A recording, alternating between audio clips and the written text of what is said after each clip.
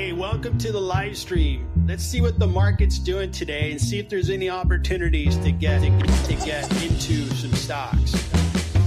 To evaluate stocks and look at their fundamentals. Sometimes stocks are popular, but I want to make sure they're valuable. But I want to make sure they're valuable. If you look at the best companies on the stock market, the most valuable ones, all produce high free cash flow. High free cash flow. That's why I'm looking for high free cash flow. All the best investors depended on free cash flow and evaluating a company's ability to generate free cash flow.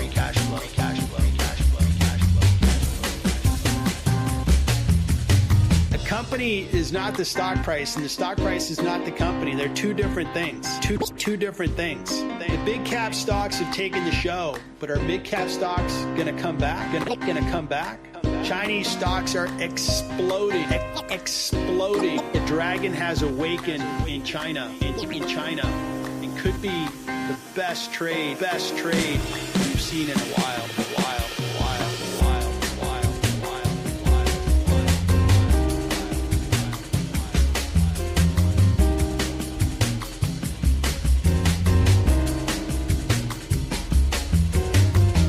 AI hype is really interesting.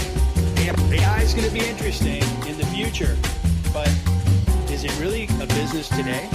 I'm going to pass on this stock. Just not enough discount, and I'm not really believing that they're going to grow as well as they should. Options can make your performance go a little higher every month and generate nice income. Listen to the great super investors. They are pretty generous with their knowledge and their wisdom. You just got to read their books and listen to their videos. Learn something new every month. In investing, you'll become a great investor.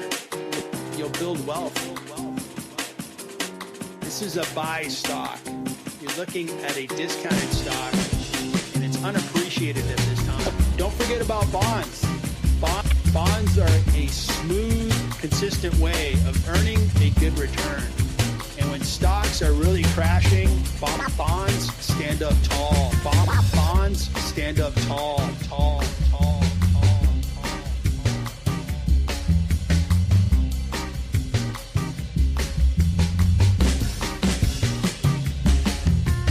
You got to ring the cash register and take a gain. Defining when to sell a stock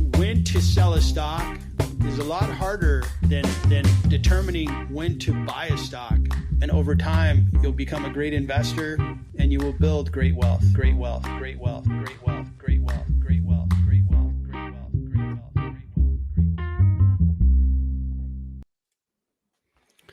Hey, fellow investors, good evening, good afternoon, wherever you're at. It is good to be with you on a good week of stocks appreciating. Yesterday, we had a really strong rally, and today it was a rally that started off with a lot of momentum, and then it faded toward the end of the day. And but we have a long ways to go. We have tomorrow, the Federal Reserve is going to meet, and they are going to discuss interest rates, which I expect they're going to reduce interest rates by a quarter point or 25 basis points, 0.25%, and maybe talk about what they're going to do in December. And then the other thing that's going on is tomorrow we have huge earnings following today's big earnings, but big earnings from Microsoft and Google and Meta, which are huge. And that's not it on big earnings. We have Amazon and Apple going on Thursday. So the earnings are going to be massive. And depending on whether those earnings are positive or negative, if they're positive, we're going to go higher. And then the last item is a trade deal between the U.S. and China. I view that as potentially a big push to the market up to the positive, because we're going to get all the anxiety related to the whole trade issue with China out of the way. So it's a big week. It's a humongous week. And I wanted to talk about some stocks that are worth talking about. They're making news today. We have a number of companies that announced earnings today. We had Visa, UnitedHealth. These are big businesses. And you would think that, man, this is the biggest news of the week. Nope. This is like, these are big, awesome businesses. But tomorrow and Thursday is when the main event is going to happen. So I wanted to look at Visa, UnitedHealth. Wanted to look at Booking. That tells us a little bit about the consumer, if they're spending money on travel, that kind of thing. And we'll look at a couple of others: United Parcel Service, PayPal. Regeneron was really going up. That might be worth taking a look at. I'm going to open that guy up and have it ready in the bullpen of companies. So Regeneron had a really, really good rise. I noticed that today. And a bunch of other companies have been reporting. So as mentioned, a few companies had really good performance today. I don't know what's going on with the heat map, but it was going to show that NVIDIA went up.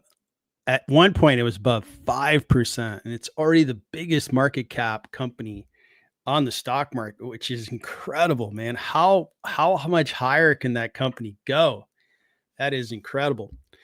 And the semiconductor space really had a strong rally, and some spaces didn't, and the money keeps flowing into that data center. What'll be important to watch is tomorrow, 3 big data center companies are going to talk. And then on Thursday, the biggest data center company on the planet's going to talk. Tomorrow, Microsoft runs a big cloud infrastructure business. Google Alphabet runs a big cloud infrastructure business. Meta runs a big data center for their own operations.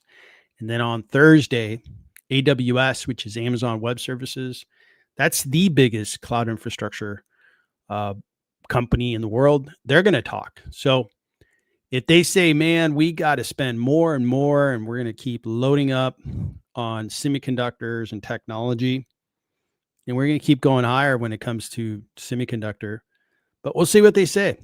That'll be, I'm sure everybody's going to be analyzing what they say about capital expense.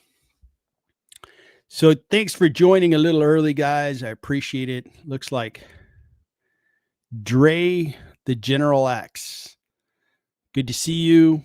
You want to look at DraftKings? You got it. It's on the list. Fallsgrave, good to see you. I agree with you that pre-market looked good and then it faded. All right. And then Fallsgrave, you want to look at ACGL. Glad to do it. Genetic Smite. So you sold your shares in Nokia. Oh, man. Oh, hurt. That's a kick in the shins. Yeah. Nokia, I don't know, 20 years ago, 25 years ago, they were really impressive with their devices, and they continued to, exist. But who would have known that, they'd be creating a partnership with NVIDIA and then really exploding. So, man, I've been there. All right. So let me get through a couple stocks that I wanted to cover and kind of prep for. Maybe about 3 stocks that I wanted to just kind of go through, give you some comments on companies that announced. Then we're going to get back to DraftKings and ACGL. So the first company that I want to look at is UnitedHealth. Now, for the most part, healthcare didn't do much today, but UnitedHealth did go up 0.51% after announced earnings this morning.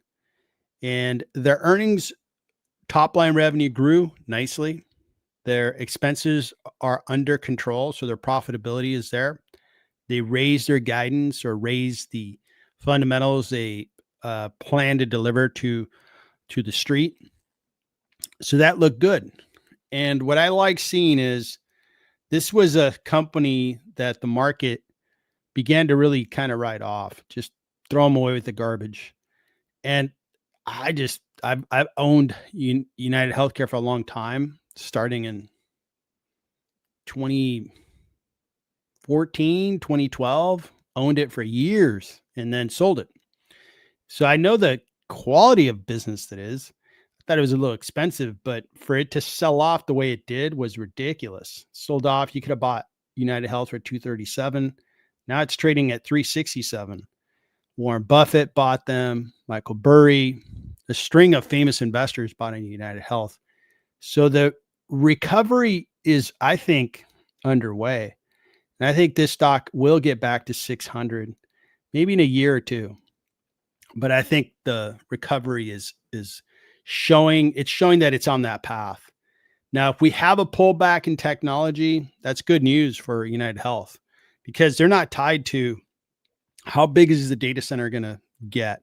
Are we in an AI bubble and will the bubble burst? So I really like seeing this in companies that are high quality companies with great fundamentals, and then the recovery of this stock. So revenue growth was very good. Profitability is there.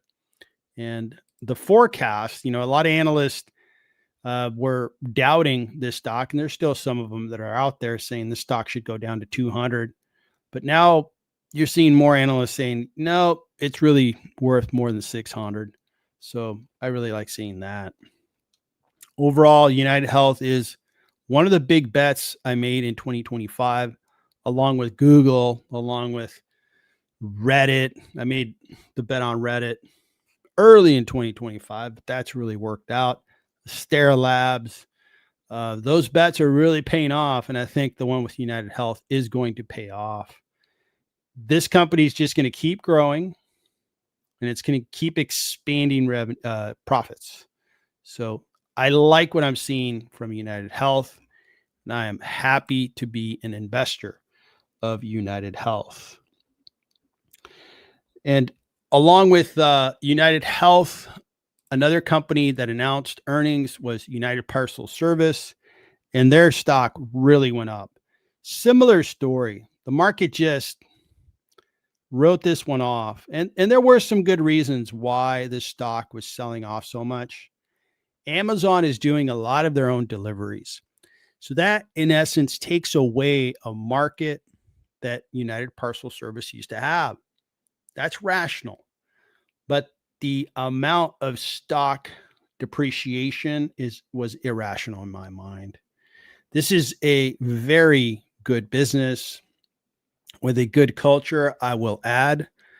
Market cap, sensible. PE is low. Dividend is super high.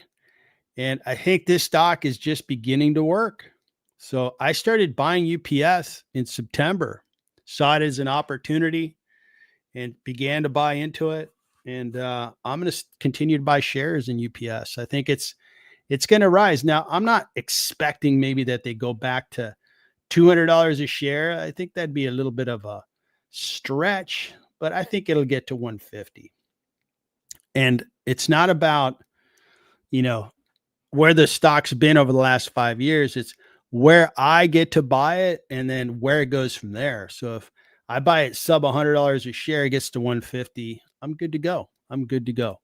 This company has the right fundamentals. Growth is tough, but their profitability is there and their free cash flow is there. And I think the volumes of shipping will bounce back for UPS. And I think they're going to grow in places where Amazon's not at, maybe servicing Walmart and other retailers that are selling online. So UPS is one of my new areas of investment, one of the new stocks that I'm buying. I'm not buying a lot right now. I think the market's really expensive, but you could still find some good opportunity out there if you're looking. I think United Parcel Service is just that. I'm glad I'm buying into it.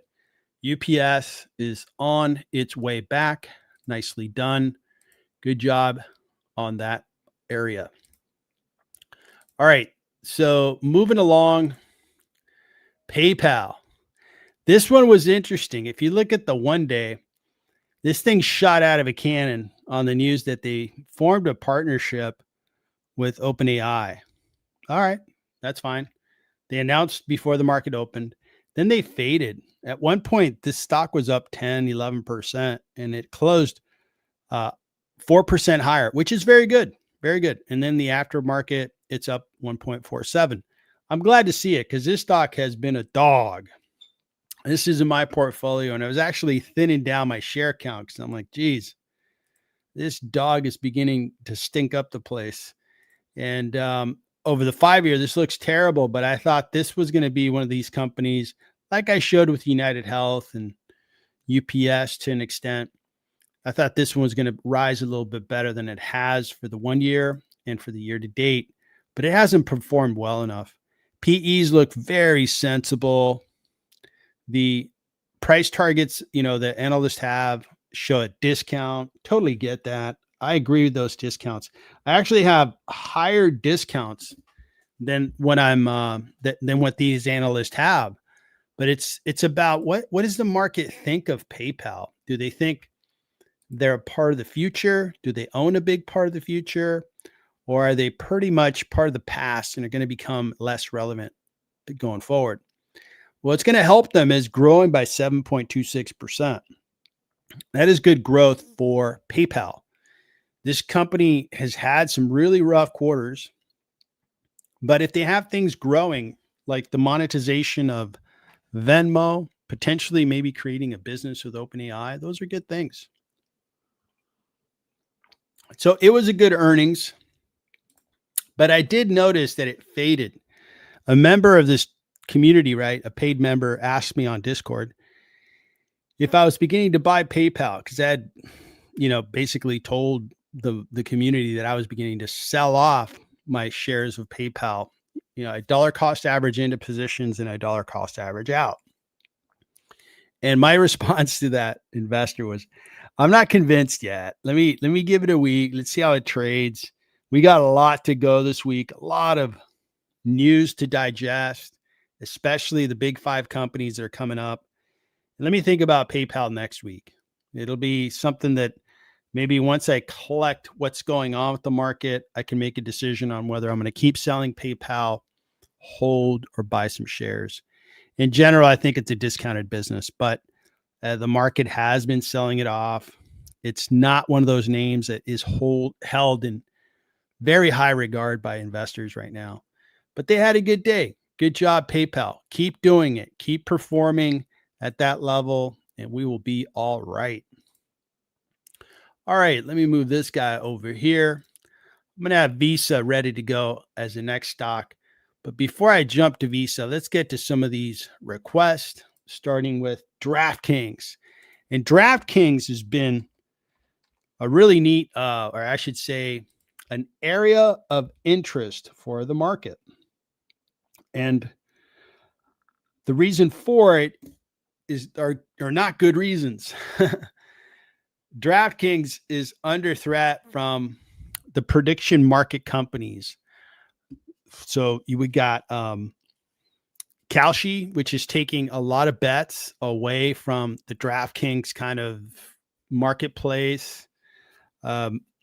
Polymarket, I don't know that it's fully legal to bet on Polymarket just yet in the US. I know that internationally you can. I guess if you use a VPN, you could probably do it. But Kalshi is fully legal in the US. And Kalshi formed a partnership with Robinhood.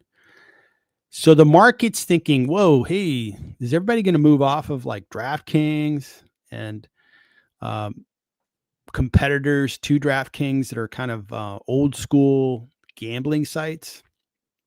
Maybe they will. DraftKings did acquire a prediction markets company, a small one. That happened last week. So it shows that DraftKings most definitely is aware that the market likes these prediction market players. To give you a sense of what we're dealing with, right? And if you haven't played around with Polymarket or Kalshi. It's pretty neat, right? Like we can go, what's the percentage? What are people betting is going to be the Fed decision tomorrow? Well, 98% of people that are putting money on the line are saying that it's going to be a 25 basis points decrease. Who's going to win the election in New York? Looks like Zoran Mandani is going to get it done. When's the government going to open up? Those kinds of things are kind of fun. But you also see sports. Penguins, Flyers, 76ers, Wizards, Hornets, Blue Jays, Dodgers, right? So you can go on here and look at the volume, $2 million. And the way that they get away from taking, I'm going to call it bets, is that they're using the same vehicle that we buy options with. So when you buy an option, let's say you're like, hey, NVIDIA, I want to buy a call option. You're buying a contract. Somebody else is selling you that contract, another trader/investor. And that's what they're doing here. When you say, I want to bet on the Blue Jays, somebody's taking the other side of that bet, that contract. You're buying a contract saying, I bet that Blue Jays are going to win. What is this, tonight? Is this just a game or the series? No, it's just a game. So, I think betting the Blue Jays, by the way, is a pretty good bet because I think the Blue Jays are going to bounce back. And the Dodgers do have a pretty weak bullpen, but we'll see what happens. So that's the kind of stuff you can do on Polymarket and on Kalshi. Now let's take a look at our friends over at DraftKings because they're under a lot of pressure. Now, DraftKings, right off the bat, let me show you the discount that I have on DraftKings. Now, I often say that very first step is look at the business. Do you sense that this company is a leader? Are they like the best in that industry? They're so good. They're considered a monopoly. Do they have barriers to keep competitors out, otherwise known as moats?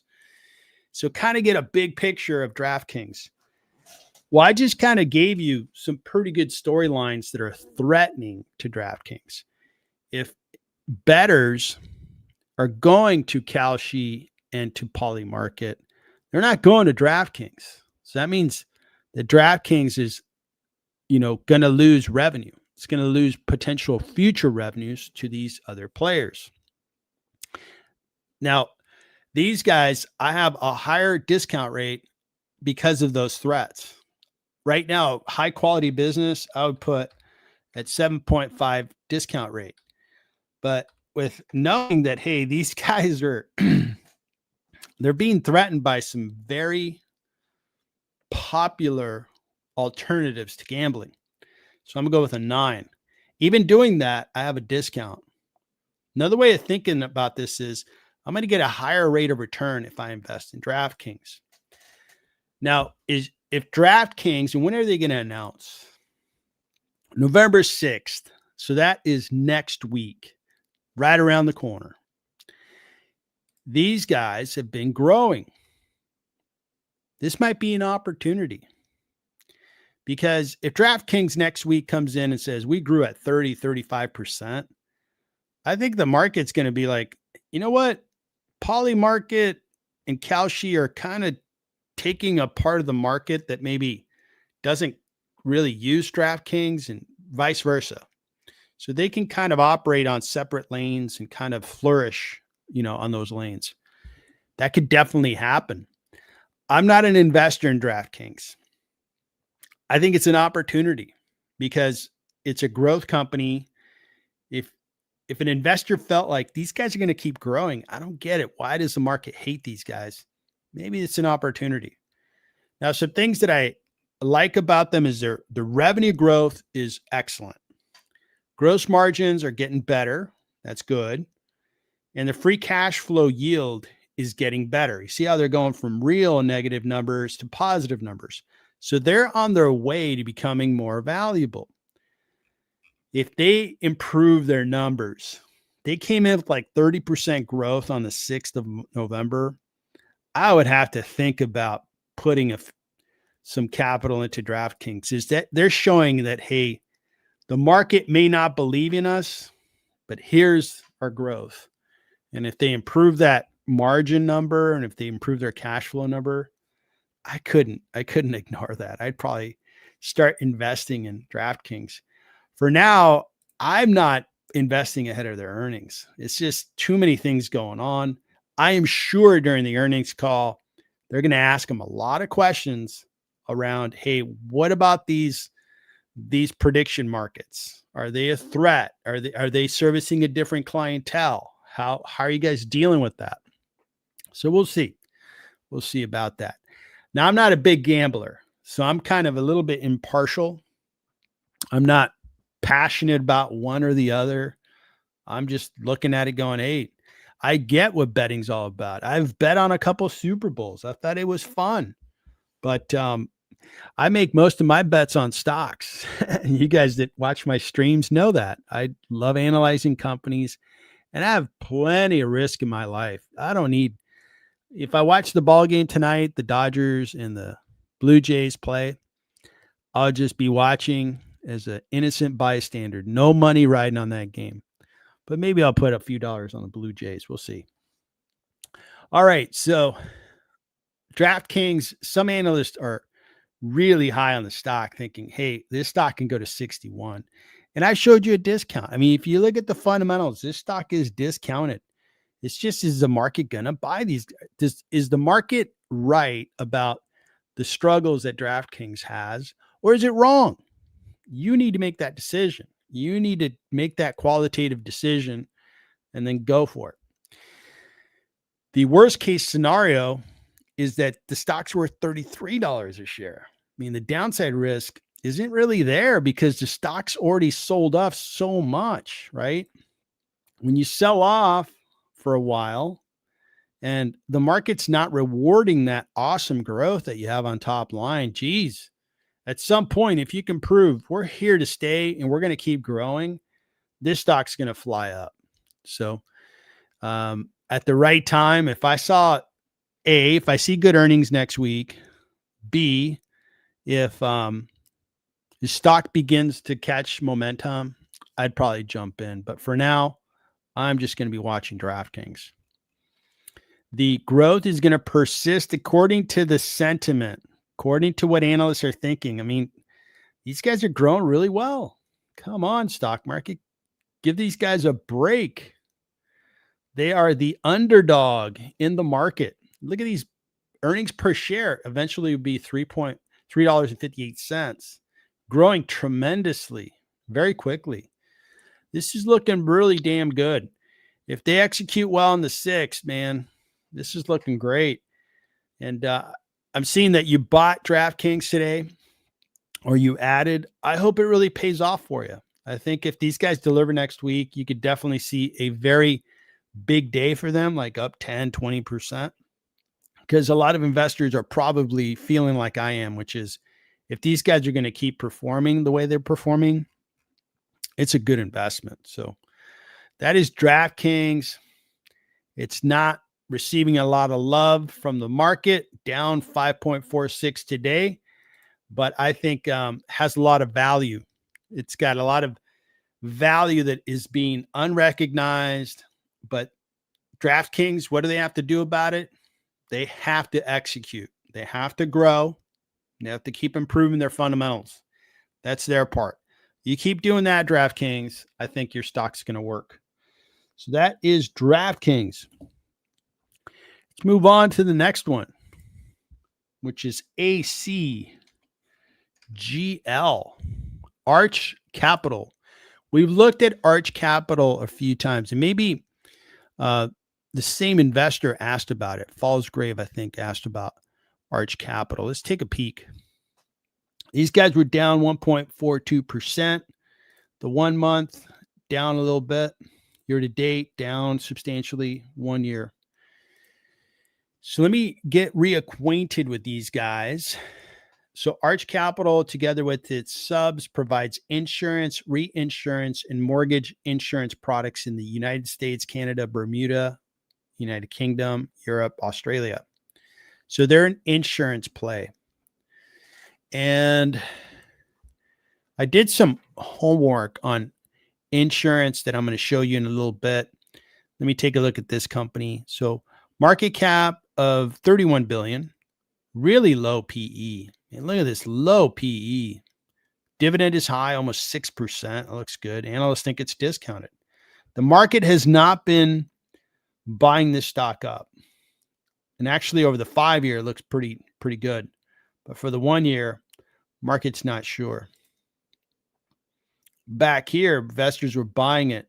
Geez, $30 a share, and it ran up to 114. So is the insurance business worth investing in? Well, in a nutshell, it is, but it's not something that I jump in head first with. But it is something that I invest in. I own Allstate for the time being, and I've analyzed probably about 7 or 8 insurance companies. So I'm going to see how these guys stack up against the others. So these guys are growing. This is good growth, but it's been slowing down. You see how in 2024, they were at 28%, and now we're seeing a slowdown in the growth rate, especially this past quarter. So isn't it interesting that the market began to sell these guys off about a year ago? It kind of began to smell the slowdown because it was growing at really nice growth rates, 29%. And that's when the stock was really flying up. And then when they started to slow down, we got problems. And they're beginning to look like other insurance companies. And in fact, some of the big giant insurance companies are growing better than this. If you look at Allstate, Allstate is growing better than this in the last quarter. So if you can buy Progressive or Allstate, these are like really good names. Even Chubb, those are really good names, and you can get the same growth. Well, Arch, you got to start bringing it. You got to get better growth out there. Why haven't you grown better than that? Now, let me take a look at statistics, and there's a key metric that I got to find for them. We'll find it together. Give me a few minutes here just to look at the analyst information on Arch. So 13 analysts cover these guys, and the highest price target that they have for the stock is $136 per share. The worst one, 88. All right. So they believe it's discounted. They also believe that the company is going to grow, but man, look at this growth. That is a problem, Houston. Yeah, you can't go from growing like this and then getting into this slow growth. That is not going to work. So this is this year. Next year's a little better. See, because these guys are not gigantic. They're big for the average company, but these are insurance companies. Their profits is going to grow a little bit. So this is underwhelming. There's no excitement there. Now, let me take a look at the section of my research sheet. And I know that several of you are investors. If you're an advanced investor or higher, you get access to my research. And I just updated the shared folder with all my valuations. Let's see if we have this stock in there, because I did a number of these stocks. I don't, but no worries. We can add it. And the reason I want to get to this section is I did a video for just for paid members where I researched these stocks. Allstate, this is Palomar. This is, I forgot their full name. This is Old Republic, Progressive, Chubb, and Root. And you can see the metrics. Now, there's a metric that is important, which is combined ratio.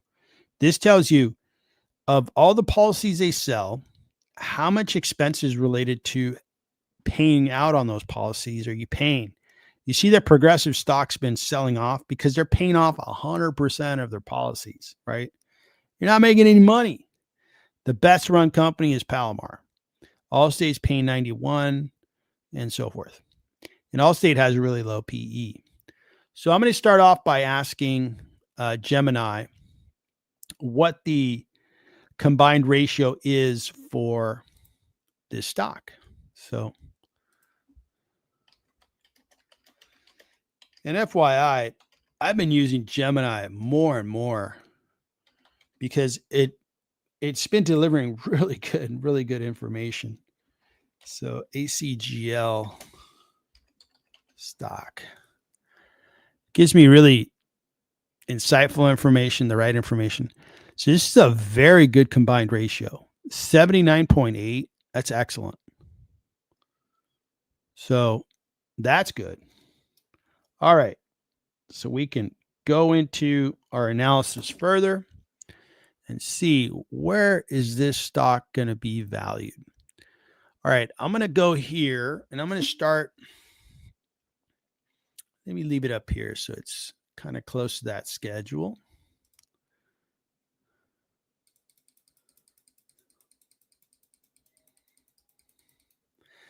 Okay, so we're going to copy one of these. Let's go with, let's copy Allstate. And I don't want to copy that one because it's going to copy that other schedule. So I'm going to copy this one. Sorry. Okay, so Old Republic. And we are working on the 28th of October. We are video streaming as I speak. And let's start changing our data here. And we're going to do a valuation on ACGL. Then we're going to compare them to their peers, which will be, I think, interesting. All right. I'm not sure what these guys from a risk perspective are. So I'm going to just go with 8. 7.5 would be good to excellent. And good to okay is 8% right now. All right. So let's take a look at their fundamentals. And I'm going to open up some data and I'll show you their financials so you can kind of follow my thought process. But then I'm going to use another screen for data entry. So as mentioned, they were growing really well. They're going to become a slow grower. And the reason I like seeing growth rates is I'm looking at a forecast going forward. I'm not going to be forecasting, hey, they're going to grow at 30%. No, I need to look at the forecast to say, no, actually, they're going to grow like 5-6%. So that's how I'm going to grow my cash flows. When I look at their profitability, I'm going to grow it realistically to the growth rate that analysts believe this company is going to grow by. All right. So in here, we're going to see free cash flow. And I like the growth in free cash flow going from 1.5 billion up to 6,295 million. Nice work. That's what I want to see. I want to see a chart that shows an upward trajectory of cash flow. That looks excellent. Really good. All right. 62.95 is our number. Let's pop that in here. And I'm going to add the growth that I expect in this stock. I do that by saying 1 plus whatever I put in this field. All right. And they're growing the revenues by 5 to 6%. So I'm going to say 6% on the growth rate there. And I'm going to relabel this. This is trailing 12 months plus growth. All right. So this is my forecast of cash flows. That looks good there. And their combined ratio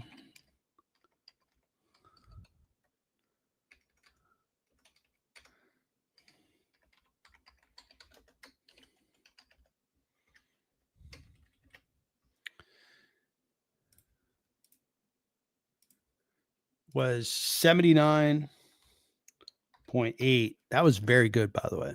That was really good.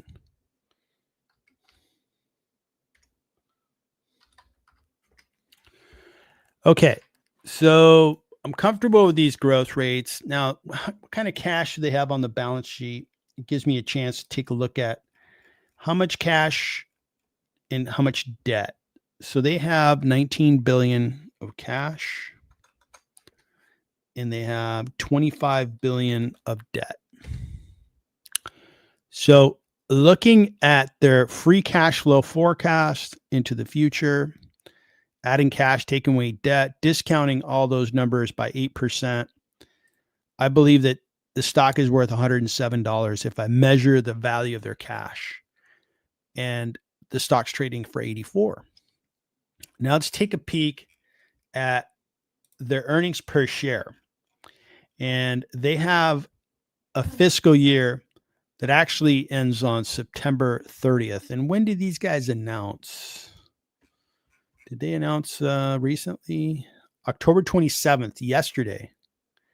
What happened yesterday? Whoa! It sold off big time. Well, they went from 80, 85, close to 86, down to 83. So that's not too bad. That's like a 4% drop. So, all right. So these guys announced yesterday, they closed their books. So I'm going to use fiscal year 2026, which they just started. And their earnings per share is expected. Oh, wait, I'm looking at the wrong stock. I apologize. See, on the other screen, I'm looking at the wrong stock, but now I'm looking at the right stock. All right. And it looks like I have to update my cash and debt. 1 second. Earnings per share for fiscal year 2026 is $9.39. So $9.39. They're growing. I'm not sure I can give them an 18 because they're growing slow going forward. Growth rate's going to be kind of a slow grower, so 28%. Now let me go back and get my cash numbers. Looks like I read the wrong screen. I actually put in the cash and the debt for Visa. That isn't going to work. So 3410. Okay, that's the cash, and then the debt is $2,730,000,000. So this stock is offering a good discount, not a great discount, but they do have a good combined ratio. Now let's take a look at them and kind of stack rank them here. So their PE ratio and their PE ratio for the current, or I should say fiscal year 2026 is going to be 9.25. And that's kind of near the top, right? It's probably a good one. And then their combined ratio was 79.8. That was very good. That's pretty darn close to the very best. These guys were at slightly better. That's looking good. Return on equity. We want to track that for an insurance company. And return on equity for this stock is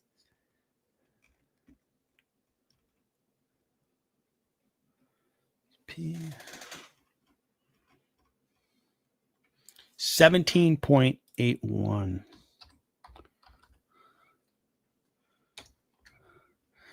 And then price to book. All right. What's the price to book?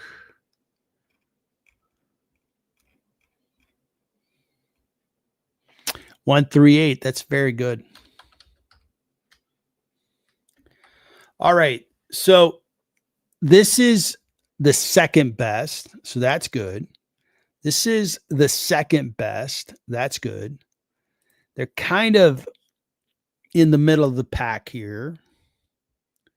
And this is the best price to book. So they can lay claim to, hey, we have the best price to book ratio. I think that's good. And looking at that, I'd have to put these guys, I'd have to put them in second or third place. I'd have to put them in, man, it'd be between, so these guys have a return on equity of 22%, 79 P ratios here. Price to book is really high. Yeah, I'm going to put these guys in second place. So this is a very good company. And these guys are going to be third, fourth.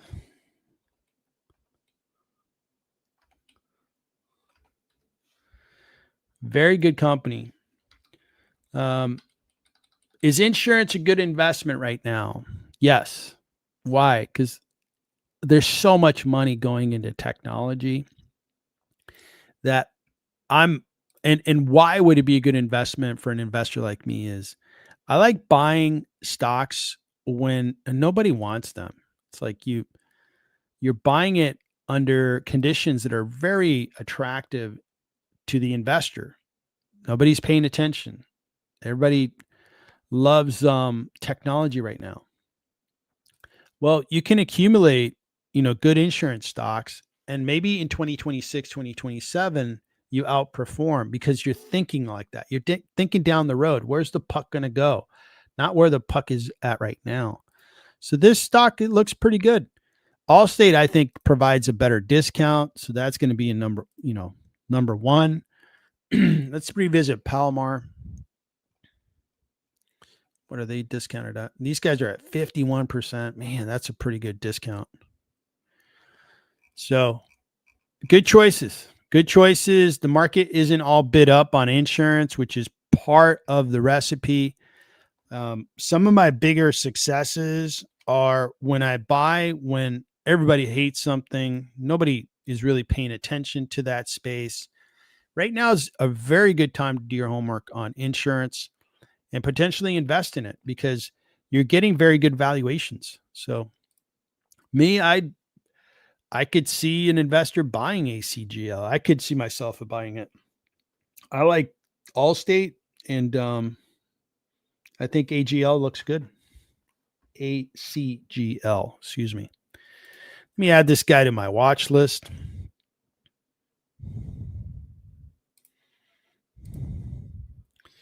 And I'm going to add these guys in financials, in insurance. So for just a reminder, if you're an advanced investor or higher, you get access to all this research.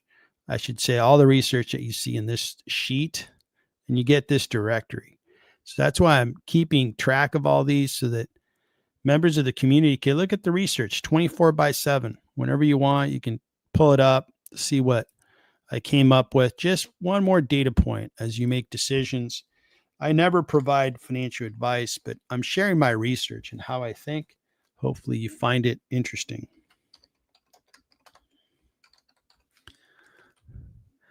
Okay, so I'm just going to park this one here. Just want to remind myself to come back and fill in when I have a little more time.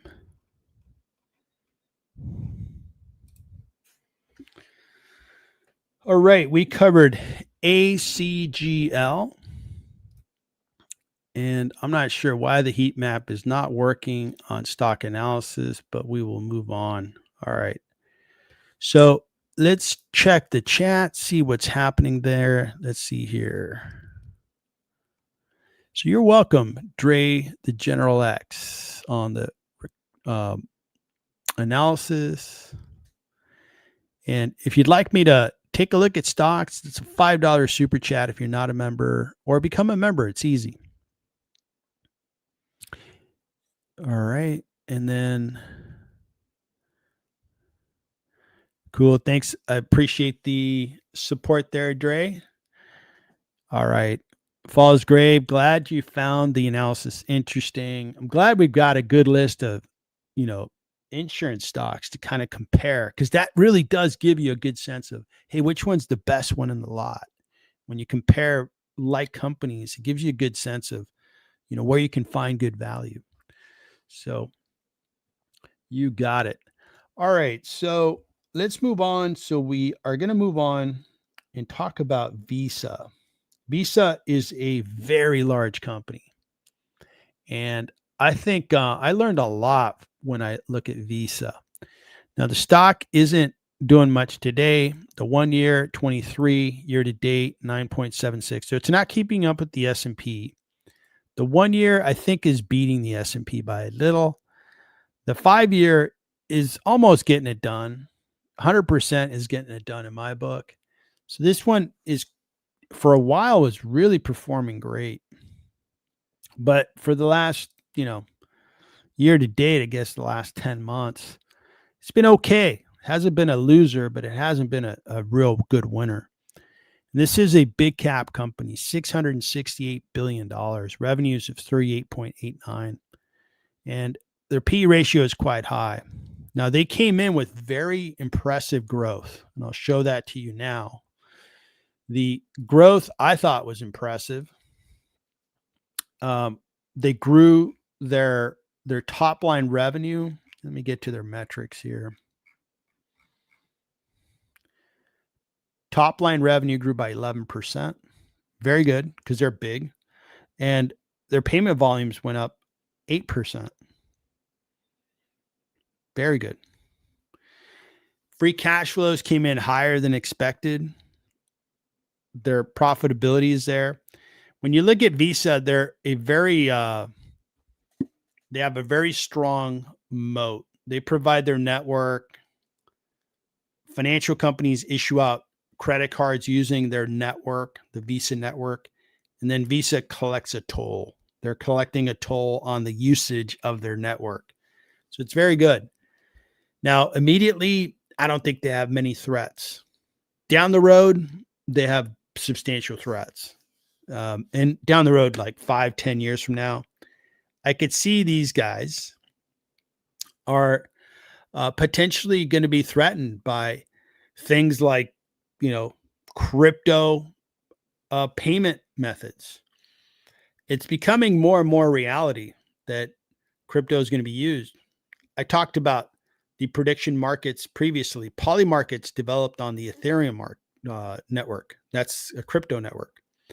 So I think as we see more transactions getting to a different network altogether, that could help hurt Visa. That's down the road. I think for now, these guys are just fine. And it's a stock that a lot of investors hold because they really like that moat behind the stock. So Visa came out. Now, the market's not, going crazy over their earnings announcement. They announced after the market closed. Looks like Trader Pratt is on the stream. Good to see you, buddy. And good luck to your Blue Jays. I root for the LA Angels. I'm in Southern California. I do not root for the Dodgers. I don't mind if the Dodgers win, but I'm an Angels fan, just for the record. So here is Visa. Visa continues to grow. Look at this growth. That's really good. And they're a pretty big outfit. So that's excellent growth. Earnings per share is solid. And the earnings per share growth is very solid. Now, the PE was high, but it's coming down to I think a better level. If I bought Visa at 20 PE, I'd feel like, hey, I'm getting value. But it's going to take a while because they're way up there in the 30s right now. I think right now a lot of investors feel the way I do, which is, yeah, I'm paying way too much for a business I know what I'm getting, but boy, they're really expensive. $668 billion for this company. I'd rather buy something that's on its way up, not pretty much kind of an established company, unless you're giving me good value. Like I bought UPS a month ago. That's an established company, but you're giving me great value. I'm not getting great value on Visa. So these guys, Visa, really, really good business, $668 billion. But we'll see where they go. So that was the biggest name that announced today, biggest market cap. Now let's talk about a stock that I like to look at, which is Booking. And Booking is in the travel, hospitality, and related industries. And they have done well. 17% for the 1 year, not so hot because I compare these guys to Airbnb. They're doing better than Airbnb. Over the 5 year, look at that, 200%. They are getting it done. Nicely done. So these guys, I think, have outperformed Airbnb. I'm an Airbnb stockholder. I've been selling my Airbnb stock principally because booking has outperformed Airbnb. They've shown that, hey, they're just better. They're just a better run company. They have ideas. They've branched out. They don't just do one thing like Airbnb. They've branched out to have a bigger part of the ecosystem of travel. And I think that's working well for booking. So $166 billion market cap, revenues $25 billion, P ratio 35, excuse me. P ratio next year will be 21.3. And analysts think there's a discount available. What's been happening this year? So as mentioned, they're not doing so hot over the last month. Not hot at all. Aftermarket, the market likes what they're seeing. They like the fundamentals. So we're going to have to go to their earnings release to study their fundamentals because it wasn't updated on stock analysis yet. So here is their earnings release. So it looks like room nights grew by 8%. Gross bookings grew 14%. Revenue grew 13%. It's very good. These guys are fairly big. So that's very good growth. And that's better growth than Airbnb. So against their number one rival, they're outperforming Airbnb. Nicely done, booking. Other things that they're putting out here.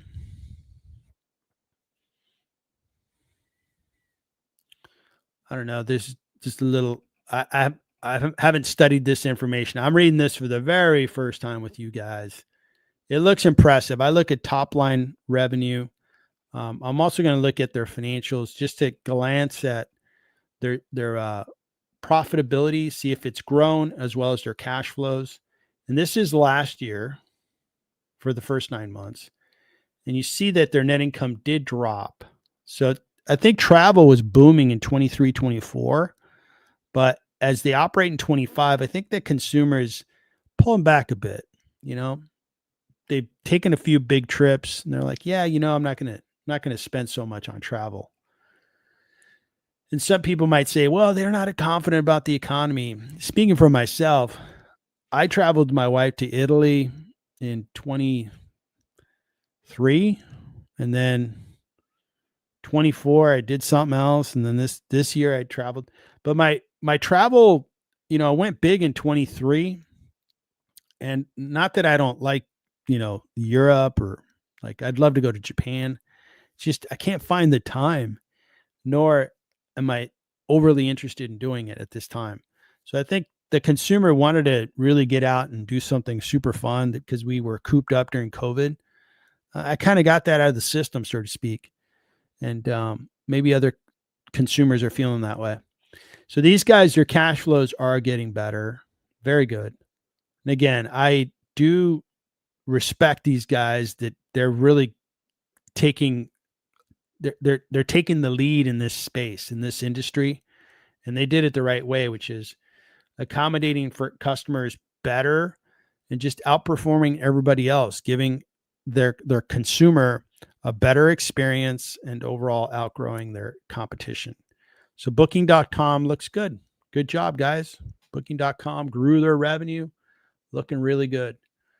All right, so let's take a look at the chat because the chat is on fire. And I see a lot of comments from non-members. I love you guys being on the chat. Just I don't want you hanging in there and you getting mad at me. If you're not a member and you ask me to analyze the stock and you do not buy a $5 super chat, I'm not going to review the stock. Not to make you mad, but that's just the rules of engagement. That's why members get their stocks analyzed, or you pay a $5 super chat. Speaking of which, Peter, my man Peter, talked to you this morning on the member call. Great to see you. ATCL. Let's take a look. I have no idea what that is, but I will soon find out. DJ Stocks. You want to take a look at GLXY. GL, and I'm guessing at the name, right? GLXY. All right. We can look at it. Let's take a look.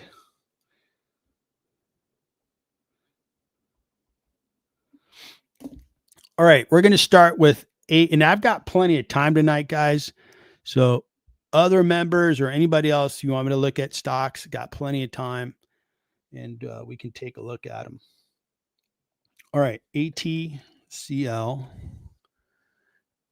Okay, so let me make sure I'm going to cover the right one.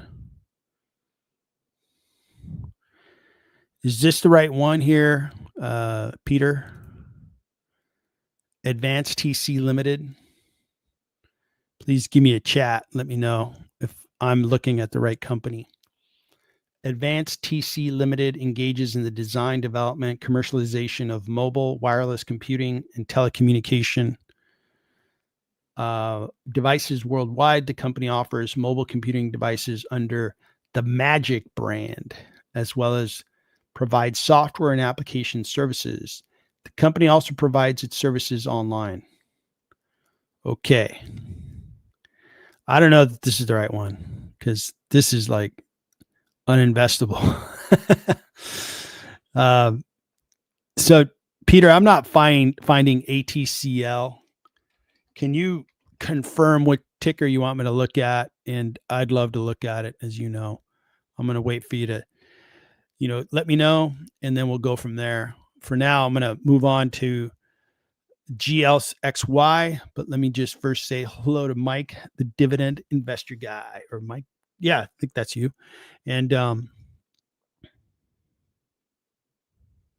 so FinV and Qfin, yeah, man, those are small caps. And small caps, they're risky, right? I try to be measured in the number I hold and how much capital I put into them. Let's take a look at those two. See what we got there. Thanks for showing up, Mike. Appreciate it. All right, let's keep moving. And the next one we're going to look at is GLXY. Galaxy Digital. Galaxy Digital engages in the digital asset and data center infrastructure businesses. The company's digital assets platform offers institutional access to trading, advisory, asset management, staking, self-custody, and tokenization technology. In addition, the company invests in and operates data center infrastructure to power AI and high-performance computing. So this is Bitcoin miners 10 years ago were mining Bitcoin, trying to earn those coins. And then when AI got red hot, a lot of them switched. That's CoreWeave. That their legacy was Bitcoin mining. And if you look at Nebius, I don't know about Nebius. Let me take that one back. I'm not sure about Nebius, but CoreWeave for sure.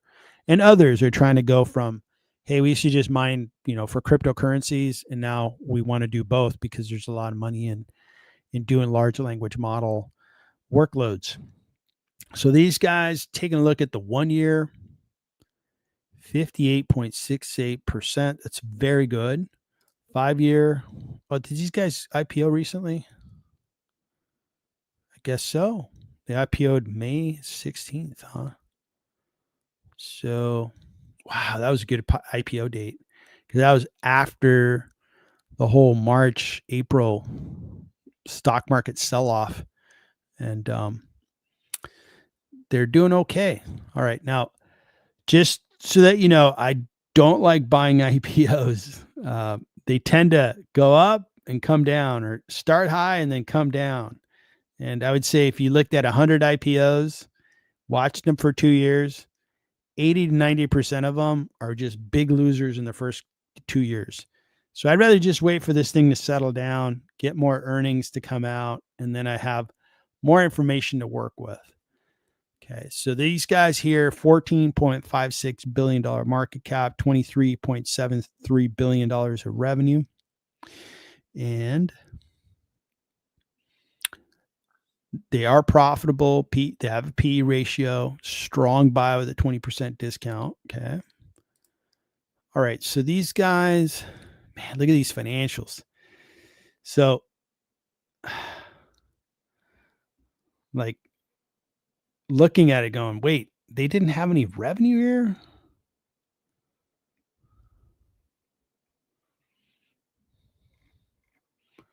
Yeah, the compares are hard because I think they switch businesses from crypto mining over to data center services.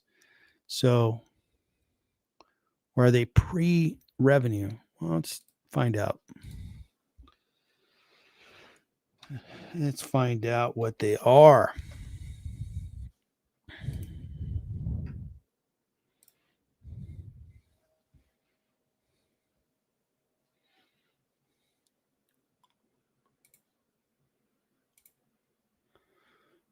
Okay.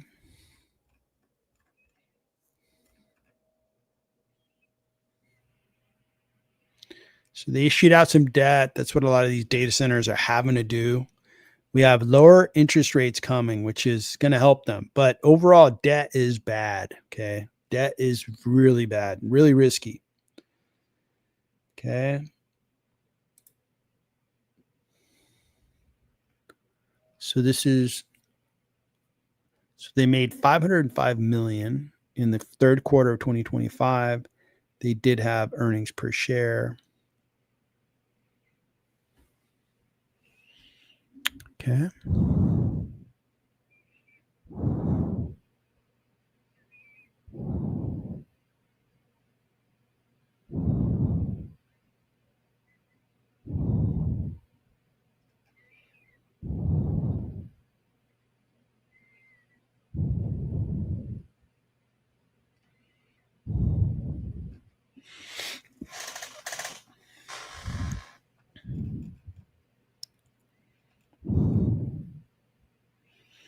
And bear with me, I'm trying to understand what their business is all about. They're still mining Bitcoin, which is great.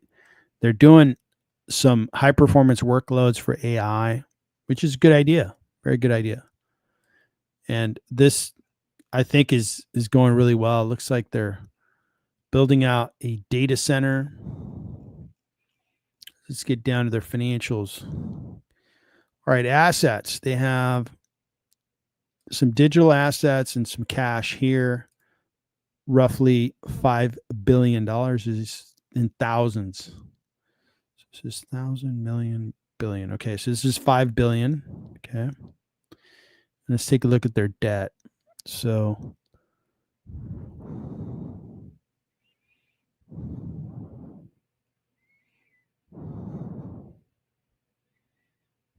not too bad. They don't have a whole lot of debt. So these guys are not indebted. They're okay. So revenues. 9 months, they're growing really nicely. This is in thousands again, so millions, billions, 26 billion. No, 26 million, excuse me.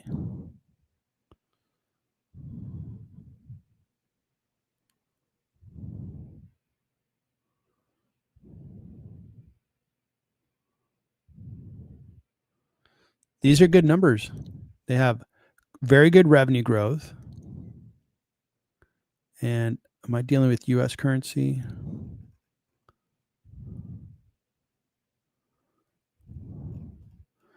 I think so. All right. So very good revenue growth and transaction expenses because they're transacting. So why is their transaction cost so high? Okay. So they have good revenue, but their profits are not very good. They don't get to keep a lot of the money in the form of profit. So this business has some pieces to it that look interesting, but not enough history. I can't really make a valuation on these guys. IPOs tend to be losers for me, and they tend to be really risky. For all we know, these guys in these some of the best companies, by the way. My best stock for the past year, maybe 2 years, is Robinhood. And even Robinhood, if you look at the 5 year, I mean, they IPO'd and then they just fell off the face of the earth. They were down 80%. And then boom, up 1,000%. So I gave Robinhood time, and then I believed in the business, bought early, and have flourished. I'd rather do that. Even really good businesses like this, or I can go on to Reddit is a different example, but it's, I think, a good example. It ran up, it crashed down, I bought, and we're off to the races. So I'd rather do that. So, so on this one here, I would, me personally, I would slow down, let this thing announce earnings for 4 quarters. We have good history with them. We know whether they're going to make money or lose money, if they're good or bad. So that's my review. GLXY.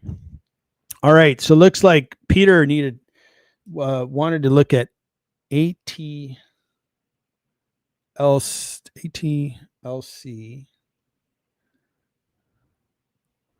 D. Okay. I don't know that I'm going to find that. What exchange is that on? ATLC. ATLC.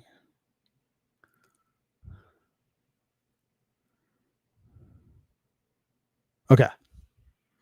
I guess this one is it.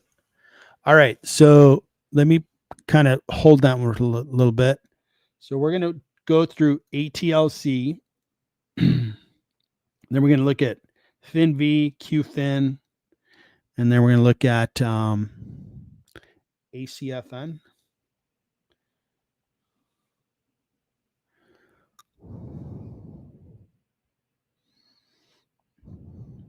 Okay, perfect. So we're on to the correct one. Atlanticus Holdings Corporation. Atlanticus, a financial technology company, provides products and services to lenders in the United States. It operates 2 segments: credit as a service and auto finance. Okay.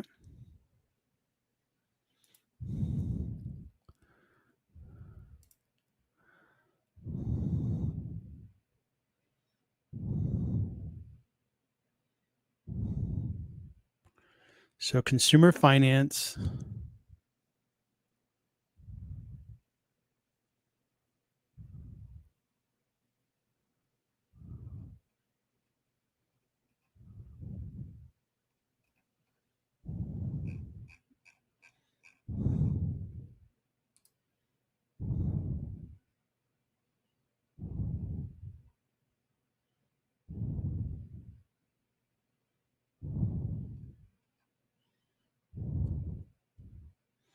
So consumer finance, they do dealer solutions. If you're getting some health care and you need to maybe finance, maybe your son or daughter needs some dental work and you need to finance that, you can finance it. Retail credit and then credit cards. Okay. All right. So these guys for the last year up 61%. Looks really good. Okay. Performed really well. Super small, 888 million. Where are these guys located? They're in the US, in Atlanta, Georgia. Revenues 457 million.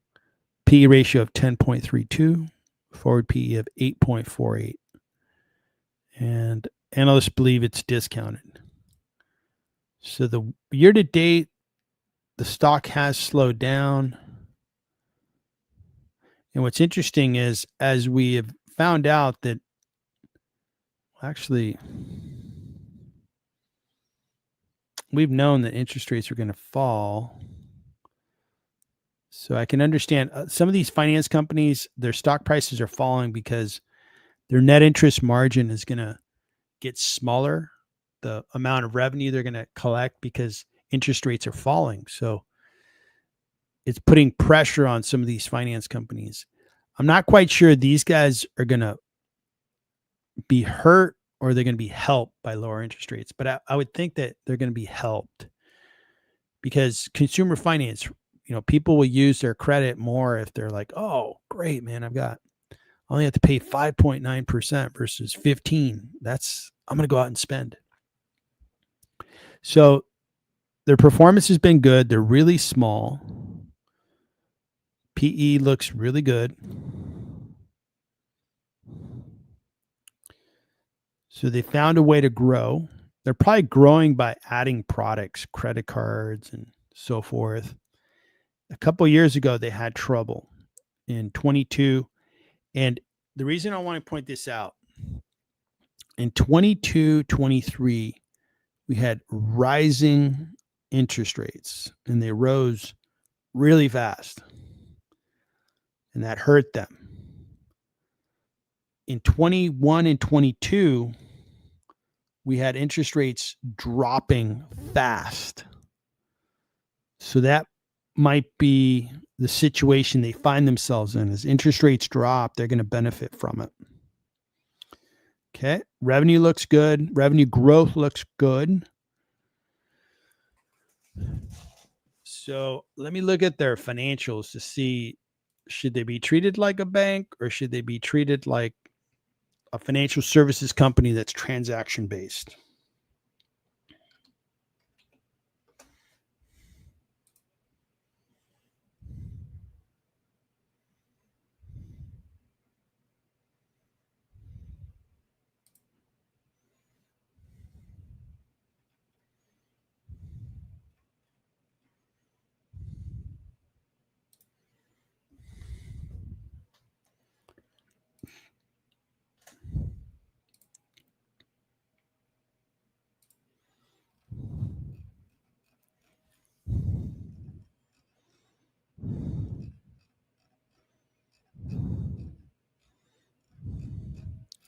Where are their financials? Table of contents wasn't accurate. Let's see here. So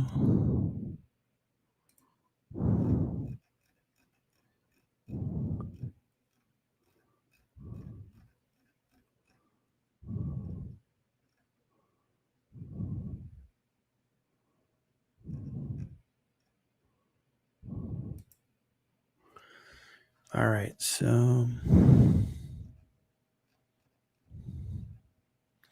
okay, so revenue, fees. Okay, so these guys are more financial services.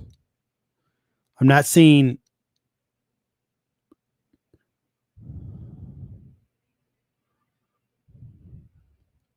okay. So they're not going to be like a bank. Okay. All right.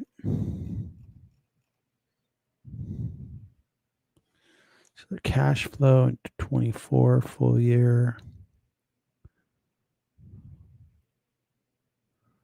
So about $467 million free cash flow.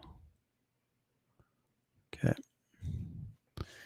All right. So now that I know I'm going to treat it more like Robinhood, PayPal versus Citigroup. See, this website isn't treating them correctly. I don't think that's correct. So revenue 457.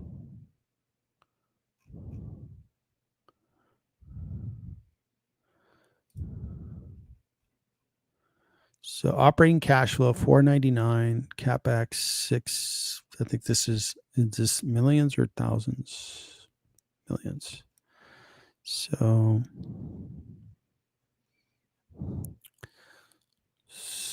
let's call it 500 million just to kind of round up in free cash flow. The forecast, 7 analysts do cover them, and analysts are quite positive on this business. They think it's discounted. So they're going to grow nicely in 26 and 27. Earnings per share is going to really expand nicely. So this is a small cap, tiny cap. It's doing really well, 5-year, right? And they're worth more fundamentally. Fundamentally, they're worth $5 billion and they're at 888 million. Now, this is a small cap, high risk. If they surprise to the negative, could really sell off. I'd have to study the business like a couple hours and understand what do they do and how do they make money and what's their advantage in certain marketplaces. So I would say that you found a really good, interesting company. I just can't weigh in and say, man, is this a good situation for me or not? I think there's enough there where I should, research it and go deeper, because on free cash flow, this thing is worth a lot more. On profits, it's worth more. It's growing its top line revenue. That's positive. It's just a tiny business, and you got to slow down, because some of these businesses surprise us and they really torture us. They take away our capital. So good one, Peter. But I would task you with doing more research. That's a good one to research. And if you want to work on the research, I'll help you with it. But that is Atlanticus. I agree with the analyst. I think this stock is discounted. And this one here, I mean, if it starts to really work, even if you show up late, it's going to be a good ride upward, because they're going from being a small company to a more substantial company. They can keep that revenue growing. Now, their consumer finance, can they grow at these rates? Potentially. But there's a lot of companies that are doing this. It's not, they don't have any uniqueness in it. There's a lot of consumer finance companies. So those are my comments there. Good find, but it needs more research. All right. So I think we wanted to look at FinV. And then we can look at SoFi. Looks like Benton, good to see you. Then you put OWLT. Oh, I think we looked at, is that Owl, Blue Owl or something like that? All right. So we're going to look at SoFi and OWLT.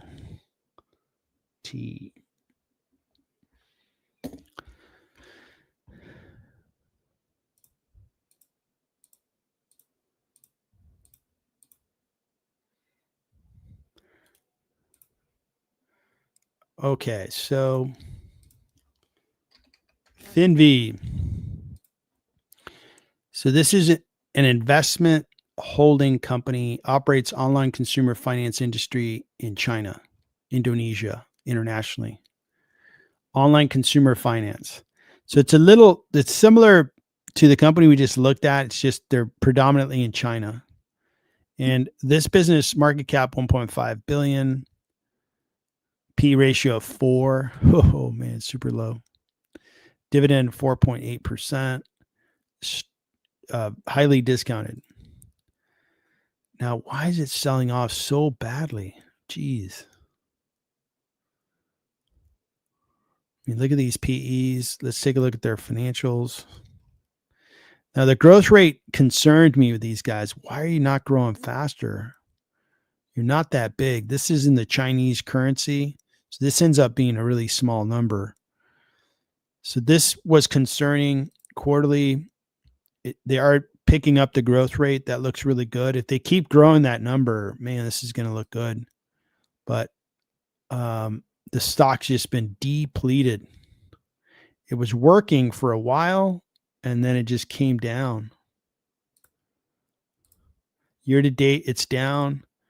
Looks like it rose up to a $10.60 price, and then it came down to $5.92. It is growing its top line revenue, which looks good. The forecast, only 2 analysts cover it. They think it's discounted by a lot. and 8 analysts weigh in on their growth.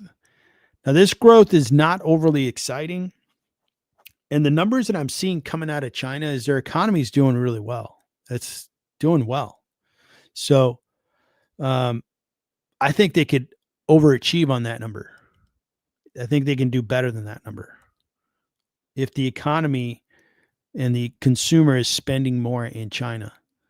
So Chinese stocks are just discounted compared to its American counterpart. This one here is a tiny cap and it is discounted. But when's the market going to buy it? I don't know. It bought it once before. Will the investor come back and buy more of it? So FinVolution, and I think I have a valuation on it.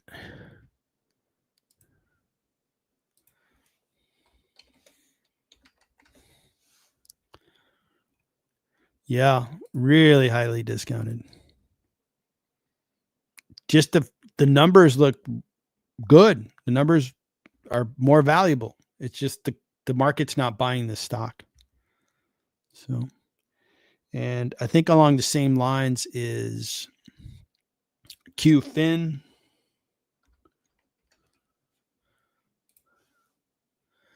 Wow. Really sold off. November 18th. Why is it selling off so much? It was at $45 a share. Now it's at $21. Qfin Holdings, together with its subs, operates an AI-driven credit tech platform in China. Okay. $2.8 billion in market cap. But man, this stock moves. In 24, it was at $14 a share. It went up to $45 a share, and it's come down to 21. Now, in 2024, we had a really nice rally in Chinese stocks. We did have a sell-off, but Chinese stocks are coming back. Look at these PEs, really low. But I think what investors are not fully confident in investing in China and then investing in a really small cap in China. That's the double negative on a small cap in like this. Dividend, 7%, really discounted. The growth rate is underwhelming. They got to do something about that growth rate. They are doing something about the growth rate. 25% growth is really good. So this one here, man, you know, if you get the U.S. and China to get this trade agreement locked in, get it signed, and I think it's going to improve the whole attractiveness of Chinese stocks story. So both of these, if we get a trade agreement done, I would think they're both going to rally. They both have great numbers. It's just these small caps, man. They could sit for a while. They can lose money, even though they're performing really well. Small caps are tricky, and small caps in China are tough. The one that has worked for me is Futu, and Futu is, you know, done well, but it's had its fair share of volatility. So that is Qfin. Okay, so I think the next one we're going to look at is ACFN. ACFN.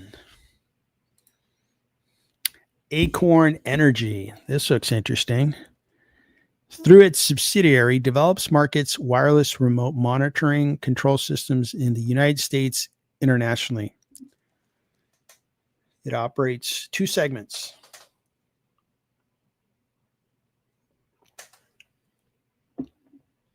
Power generation monitoring, cathodic protection monitoring. Okay. So these are instruments, technology. Okay.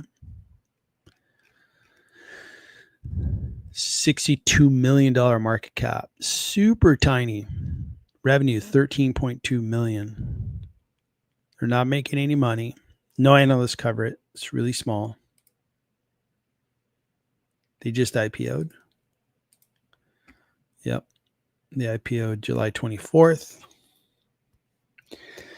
Man, this one, good growth, but they're really small numbers. So if you really know this industry and you feel like, no, these guys have a unique product and it should be in high demand, go for it, I guess. But this is just too small. I don't know this business all that well. Although I would say power generation, right? It's becoming more and more important. And they're making a little bit of money. That's good. Making a little bit of free cash flow. And then gross margins are very good. So this is a super small cap. And you'd have to get really comfortable with their business and, kind of understand what their product is, how it fits into the overall industry it operates in. But one thing I'm going to point out, they started in 98 and they're still tiny. So it's like, that's not good. It's like you've been around for 27 years. Is that right? Yeah. 27 years.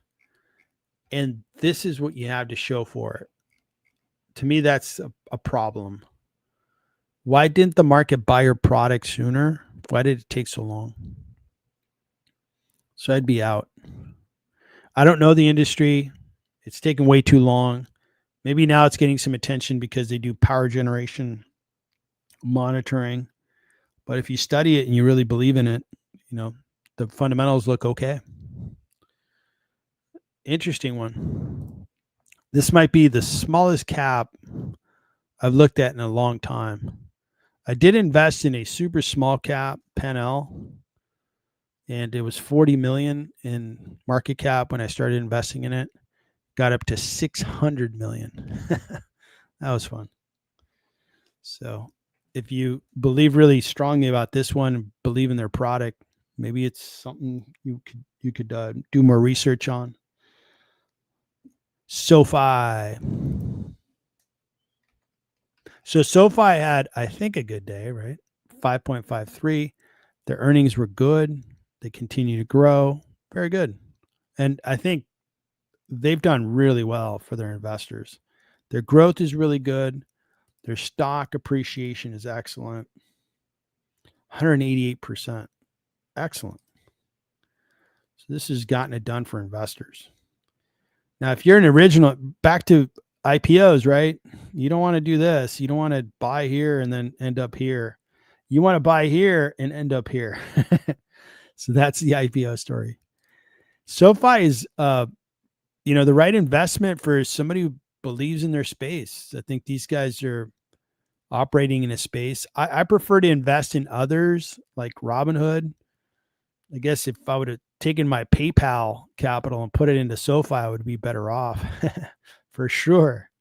And they're going to continue to grow. That looks good. They're going to grow their profits. Very good. SoFi looks good. Operated well.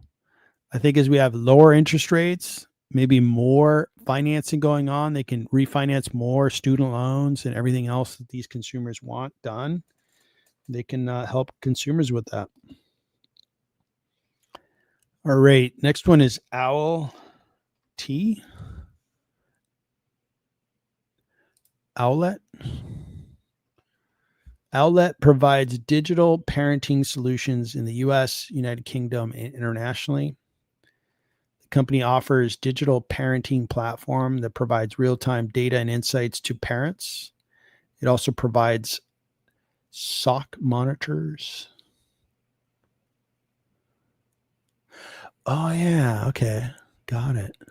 So you put it on your little baby and it'll, I think, monitor the baby. Maybe look at their vital signs and stuff. That's cool.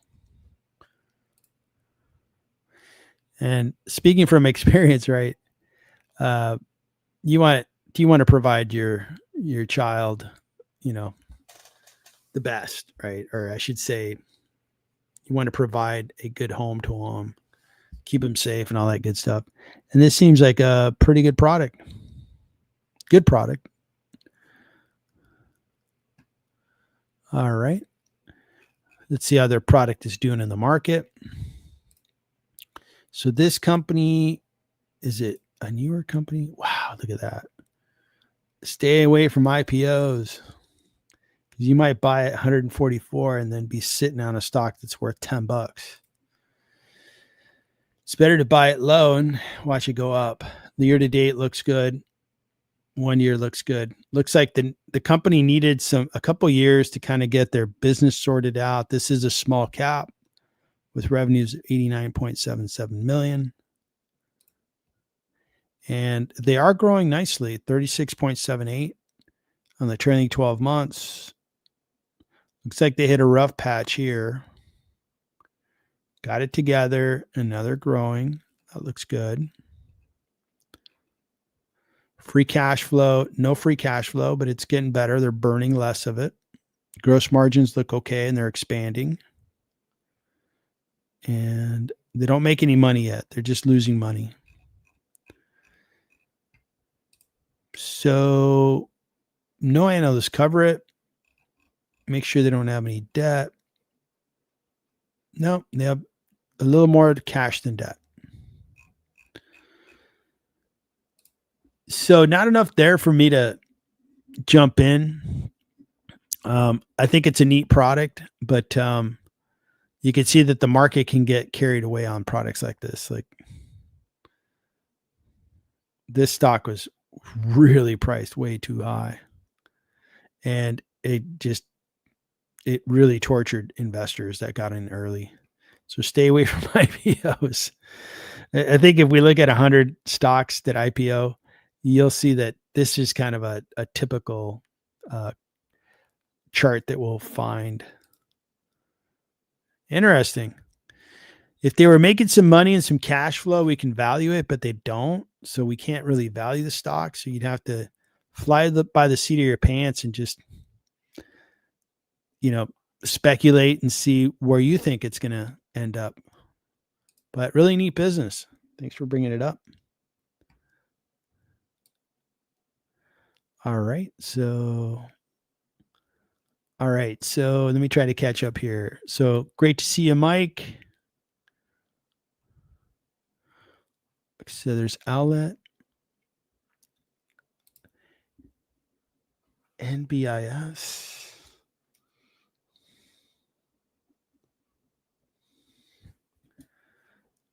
All right, we can take a look at that.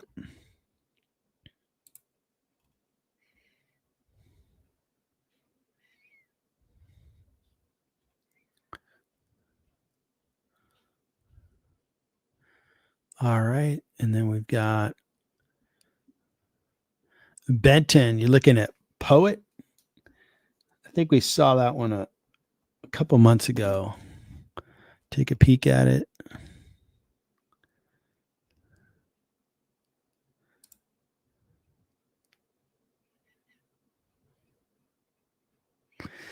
Yeah, these small cap software stocks, man, geez, so hard to predict. Because the software space, for the most part, is not getting any love from the market. And it kind of provides a nice opportunity to get into some of these big software stocks that are being ignored. But I think a year from now, they're going to be trading much higher. So those are stocks include Intuit, Salesforce, Adobe. But man, I hate getting into the stocks and then my capital just sits around. So it's a tricky space right now. But if we watch it, I think we can make money down the road in a year or two. So let's keep watching it. All right. Yeah, I missed the boat on SoFi. I guess I should have taken my capital that I went to PayPal with and put it into SoFi. Good night, Shadow Guy. Thanks for checking in.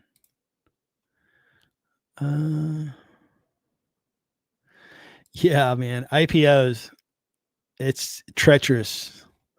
Every once in a while, an IPO does well, and it's the exception. It's not the general conclusion on IPOs. So Nebius, of course, these guys have been doing really well, up 339% just year to date, 1 year. Look at that. Wow. What happened here? So these guys are a data center company, $30.6 billion market cap, revenues of $249 million. And you are paying a lot for the company. You're paying 60 times revenue, which is really expensive. P ratio is really high. And these guys do make money, I believe, if you follow the accounting principles. But look at these numbers. They're kind of wild. They were, I believe, what were they doing here? Mining Bitcoin or something? And then they retooled. They kind of went into a slow mode, and now they're back as an AI infrastructure stock.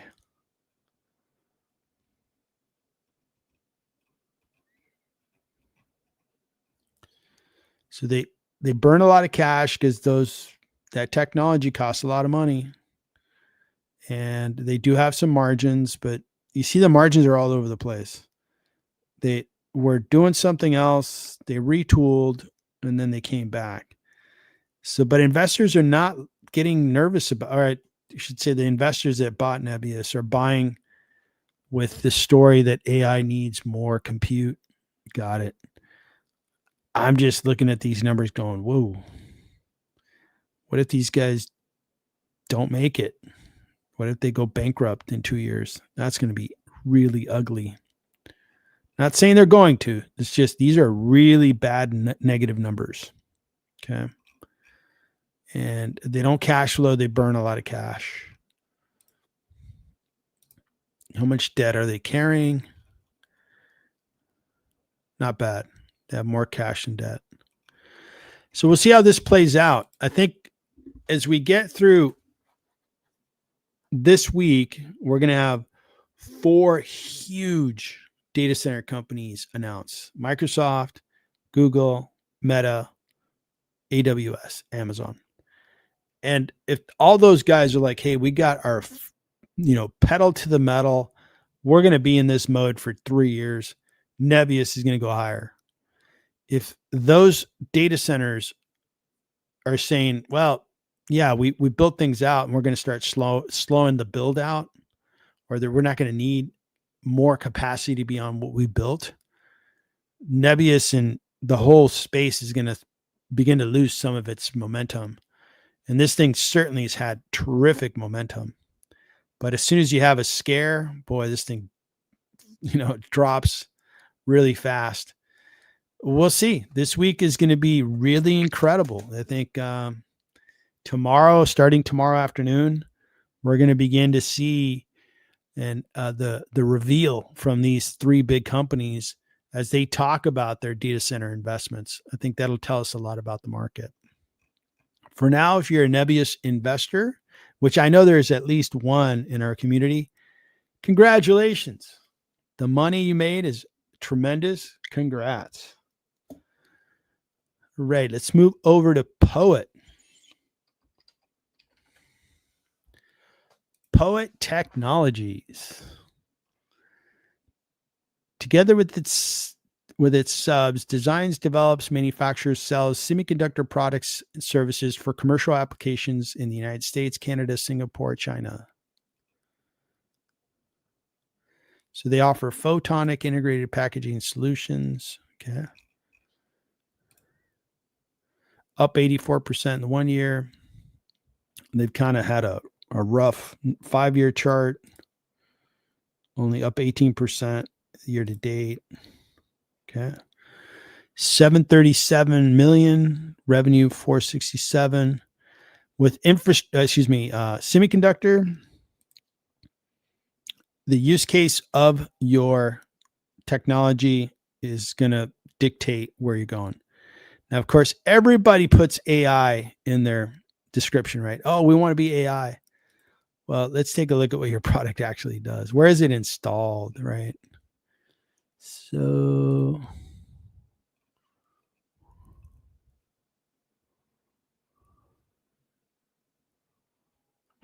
what are photonics? What is it? How are industries using photonics?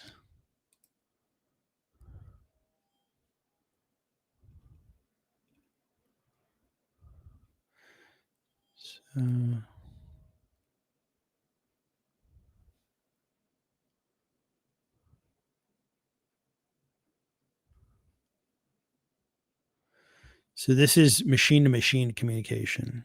Okay. All right.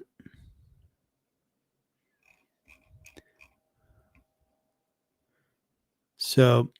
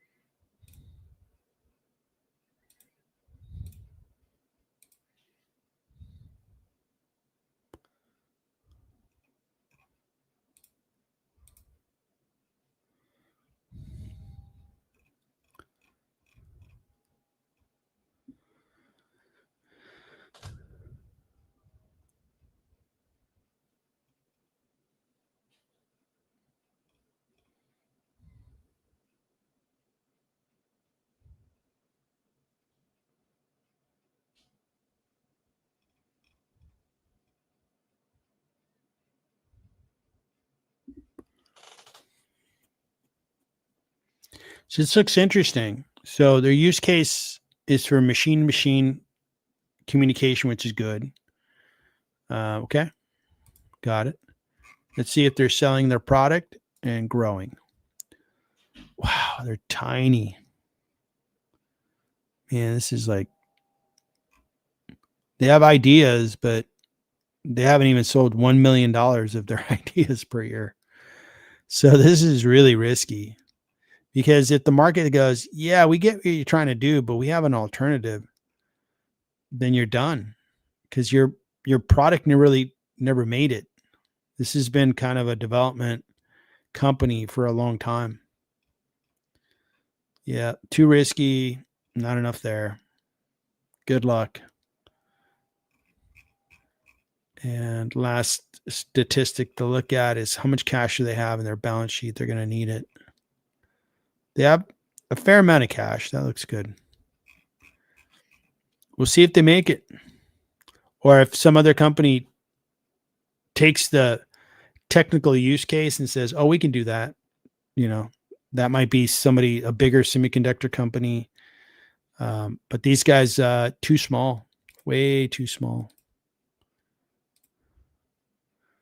And yeah, too risky for me. Man, thanks for bringing that up.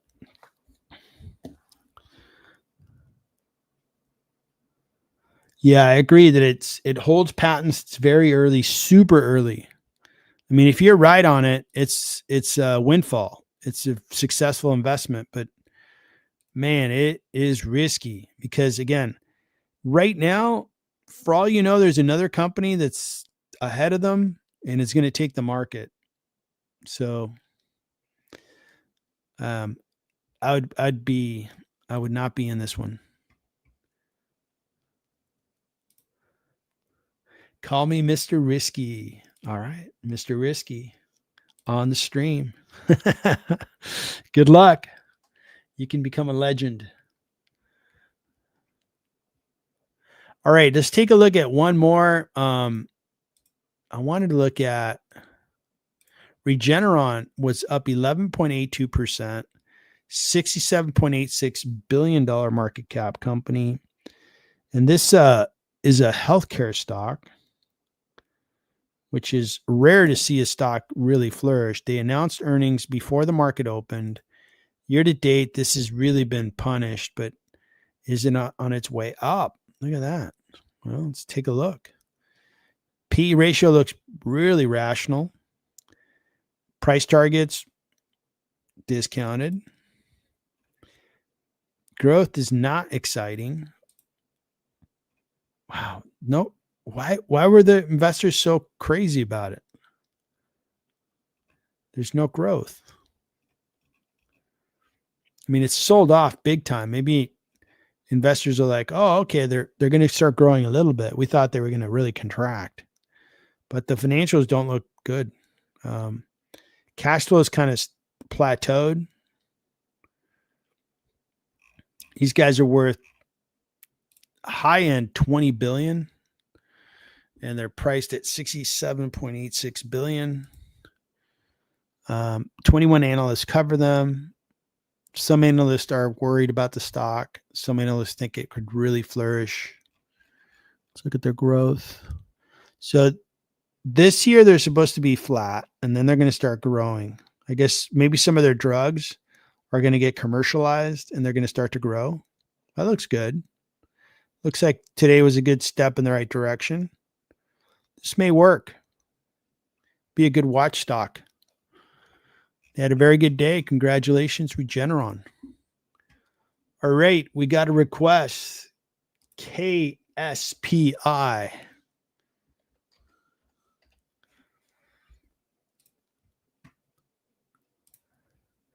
So joint stock, together with its subs, provides payments, marketplace, fintech solutions for consumers, merchants in Kazakhstan, Azerbaijan, and Ukraine. It operates 3 segments: payments, marketplace, fintech.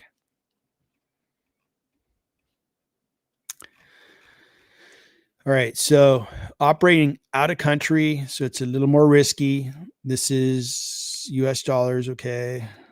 All right. 14.3 billion in market cap, revenue 6 billion. They pay a dividend, very low PE ratio. So you see how if we go into China, we get low PEs. In this case here, we're going into Kazakhstan, Azerbaijan, and Ukraine. This is in a foreign currency, but they are growing quite well. Let's look at the percentage of margin. So gross margin, wow, really good gross margins. Very good profit margins. If you know this company and you know this region, this looks interesting. Year to date down, 1 year down. The market is not buying into this company, but their fundamentals look pretty good. 43% growth, very good margins. They free cash flow. I'm seeing a lot of positives there. 3 analysts cover it. They think it should be priced higher. And the growth is going to continue. So if you have a comfort level investing in that region of the world, this business isn't too hard to figure out. They're a payment processor and so forth. That would be right up your alley. But when will the market buy this stock? I think it's going to be hard for the market to totally buy into it because it's way over in Ukraine, Azerbaijan, and there's going to be a lot of reluctance for somebody to buy this stock. It may be worth a lot more. They may have great fundamentals. It's just investors are like, I don't want to invest there. I want to invest in my home country.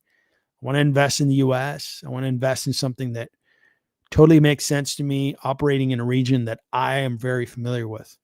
So fundamentals on joint stock look great, but who's going to buy it? You know, it's not going to be a big popular stock because it just isn't going to be traded as often as a US counterpart. So joint stock looks good. Thanks for bringing it up.